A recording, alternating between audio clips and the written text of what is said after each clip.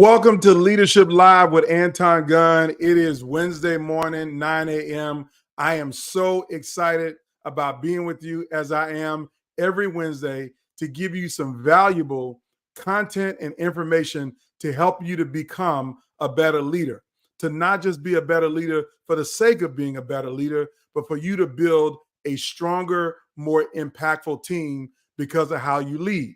If you have a strong and impactful team, it will deliver the outcomes that you hope to have. And with those outcomes come promotion, come progress, come profits, come the passion that you need to be the kind of leader that everybody will admire.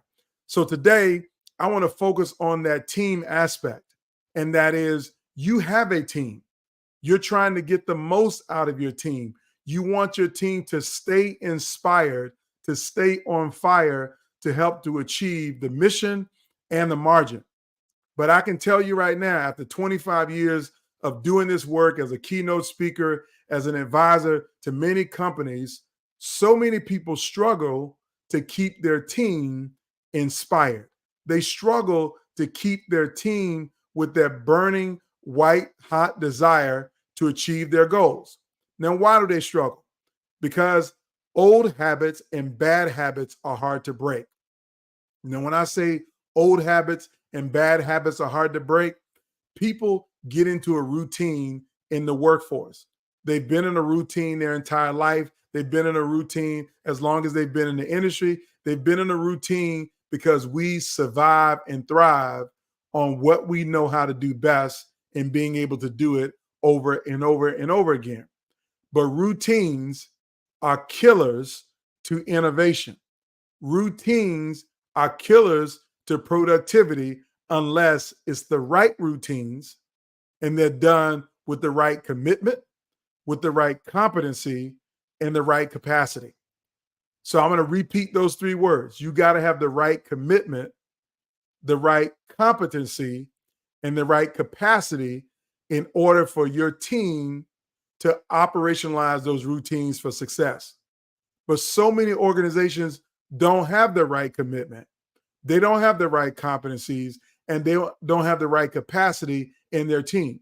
And what does that leave them when you don't have these three things? Well, the one thing that you have above all else is a mediocrity in your performance measures, that people will go by and do the bare minimum to find success. No organization should desire to have mediocrity.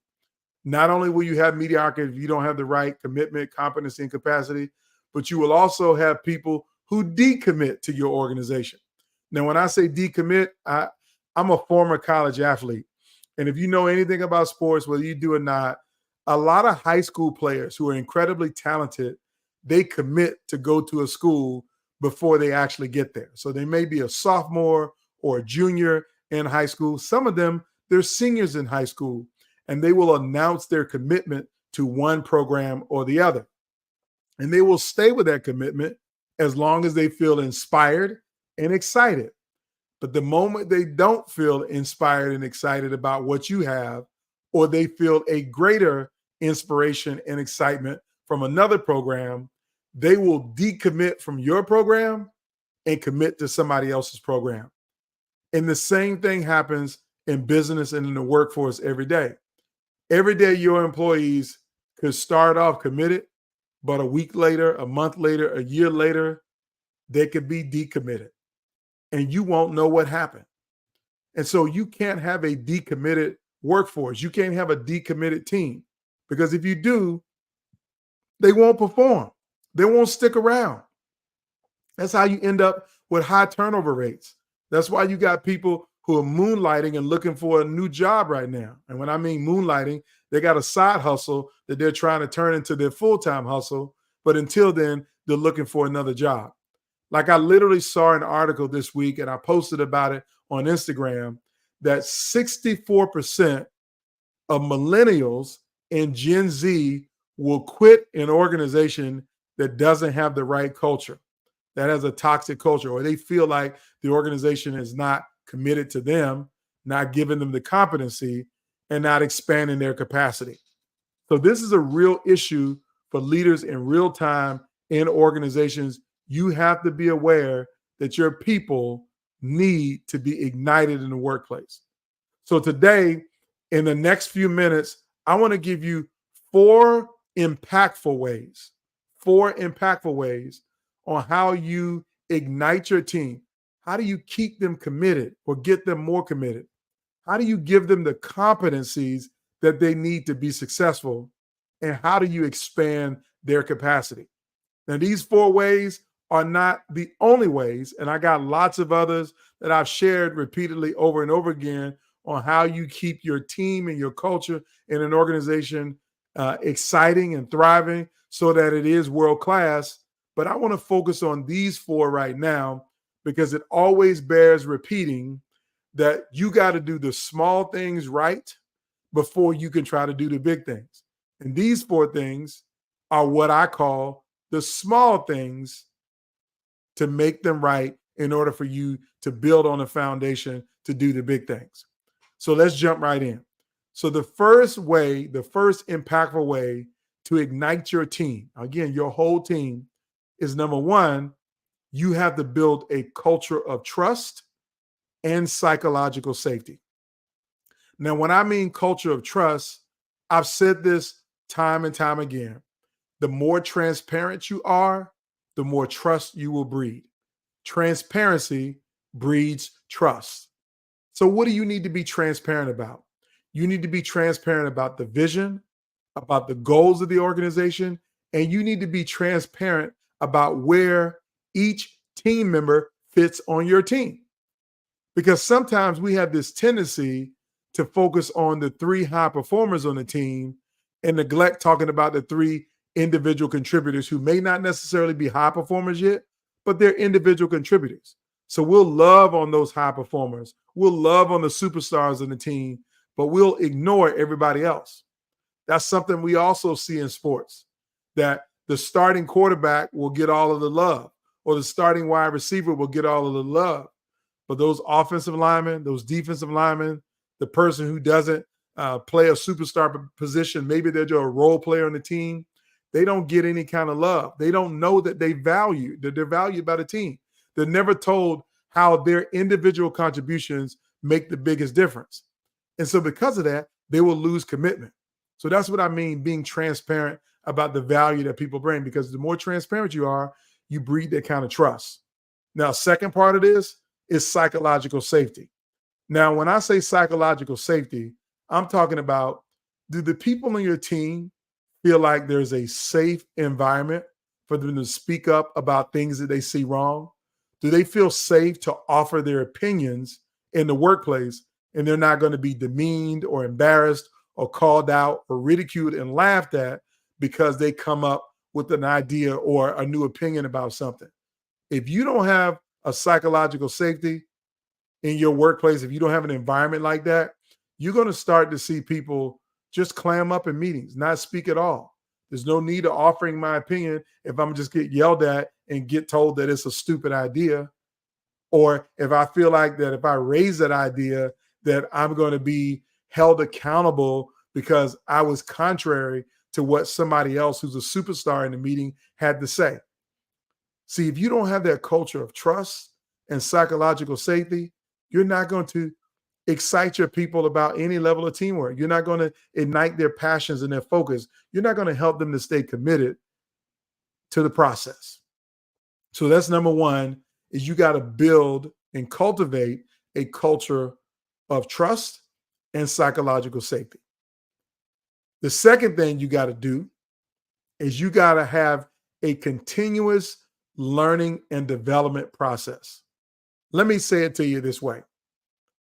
The most successful organizations on the planet, the most successful teams on the planet are learning and development teams masquerading in their core business. So let's say your core business is making cars. Your core business is making cars. That's a mask for what you really are. What you are is an organization that has a learning system and a development system that can plug people in, that can build cars efficiently, effectively, and safely. You got to be a learning and development organization. Your leaders need to be learning. Your teams need to be learning. Your individual contributors need to be learning. That when you invest in your people and you teach them and train them and develop them, if you help them to be better because they came to work at your organization, you're going to not only increase their commitment to stay in the organization and to help you to achieve those big goals and dreams, but you've expanded their competency, their knowledge base around what they're doing, which is going to increase their capacity for them to be able to do more. So you have to build a continuous learning and development organization. Like everybody should be getting some training every year. You should be having workshops or breakout sessions or lunch and learns. And yes, you should be bringing a keynote speaker like me into your organization on a regular basis. Now, when I say regular basis, at a minimum 2 times a year, sometimes 4 times a year. Some learning and development organizations, they have a speaker every single month, and they set aside a budget to pay those speakers. But the worst thing you can do is think that you're going to have a learning and development organization without creating this space and an environment for people to continuously learn. Like I have a client who has a wide range of learning and development programs in their learning management system. They got so many courses and things that are available. But because the work is so demanding, nobody in the organization has time to actually take any of the trainings that they have available. So you don't have a continuous learning and development organization if people don't have time to take the training that you make available. So you got to build that in to everything that you do. You got to build a continuous learning and development organization. That's how you're going to ignite your people. That's how you're going to keep them inspired and keep them motivated, is because they know in this organization, I'm learning and growing every day. I'm not sitting still doing the same things that I've always done, but I'm growing in real time. That's the second way to ignite your team. Now, the third way to ignite your team is one that might be countercultural for you if you are a top-down, command and control, micromanaging kind of leader. And that is, you got to stop micromanaging. You got to delegate and empower people to take ownership of the work. That they shouldn't feel like that they have to come to you to make every decision. That they should be able to say, you know what? You wouldn't want this, so I'm just going to get it done. Or we don't need to do this, so I'm going to get it done. Or I'm going to take ownership and figure out a way to solve this problem. You got to give people ownership. You got to delegate and say, listen, it's totally up to you to decide the direction on this project. That I don't have to be the ultimate decider on this project. I told you what I want. Now you go figure it out and get it done. That's the kind of leader that you need to be. Is you got to create the space of delegation and empowering other people to take ownership of the work, giving them the opportunity to put their own stamp on things, their own innovative approach, that they don't have to wait and sit around and do nothing until you show up. You know, you see this in healthcare a whole lot, that the emergency room doctor is the most well-trained person in the room. But some of those nurses in the emergency room have been there 25, 30 years right alongside those doctors. But yet, literally, when a brand new doctor gets hired, who's fresh out of med school or out of residency, these 20-year nurses are waiting to be told what to do by the doctor. Even though they've seen their circumstance 100 times, they can prep and do a lot of things. And I'm not saying to do their job for them. I'm saying there's things that can be done in preparation to make things easier for you as a leader to do what you need to do. So you have to create that in your own work environment. How are you getting out of the way, delegating, empowering people to take ownership of the work themselves so they feel like that they're a significant part of the team because they've been empowered? That's your responsibility as a leader. If you really want to ignite the outcomes on your team, to get them excited and inspired, you got to focus on learning how to delegate.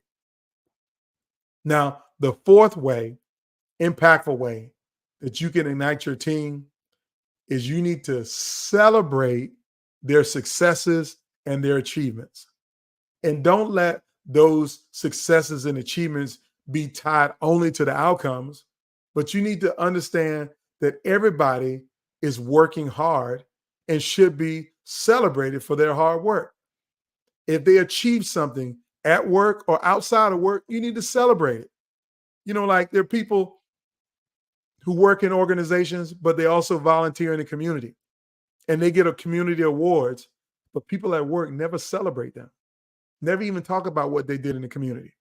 I'll never forget working with an organization. There was a guy who was a heating and air guy. He was an HVAC guy that worked in this large company. That's what he did at work. So every day, nobody bothered him or didn't think he was anybody of any significance because he's the heating and air guy. He works on our AC units. He fixed all of our AC units on the building's roof, and that's what he does. But what they didn't know was that outside of work, he led a large-scale program that focused on young, underserved youth. And he won a community award, like an award for the work that he had been doing for 20 years. But nobody at work knew that about him because they didn't have a psychologically safe environment where he felt like he could talk about what he did outside of work. So when he got that achievement, he ended up sharing it with a person that he won this award, and nobody kind of acknowledged it in the meeting. They didn't celebrate it. And so it further confirmed for him that nobody in this organization really cares about me and what I do in the community.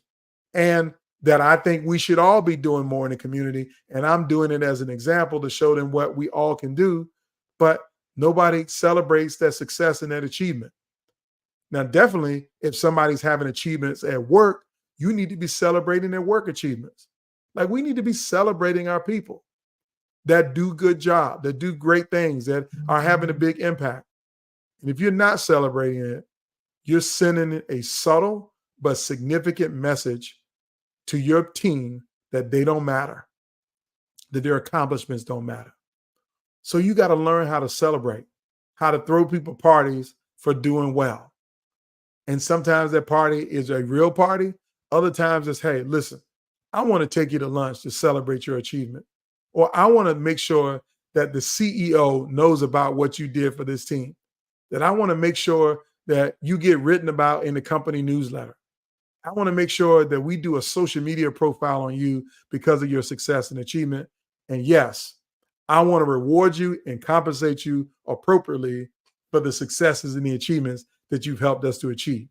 Those are all great ways that if you acknowledge the achievements on your team, you're going to ignite passion in them that keeps them committed, that's going to make sure that they stay competent and give them the capacity that they need to help you to achieve your organizational goals. So there you have it, 4 impactful ways for you to ignite your team. Very simply, number 1, build a culture of trust and psychological safety. Number 2, build a continuous learning and development culture. Number 3, learn how to delegate and empower the people on your team so they can take ownership. And number 4, celebrate people's successes and achievements. If you find a way to do this, you will start to become that leader that everybody admires because of how you treat the people that you lead. So if you want more on this subject, if you want to learn more, check out the blog post that's in the link of this session, antongunn.com/blog. You can find the latest blog post on the 4 ways that you can ignite your team. Until then, I'll see you next Wednesday at 9 a.m. for Leadership Live with Anton Gunn. Everybody have a fantastic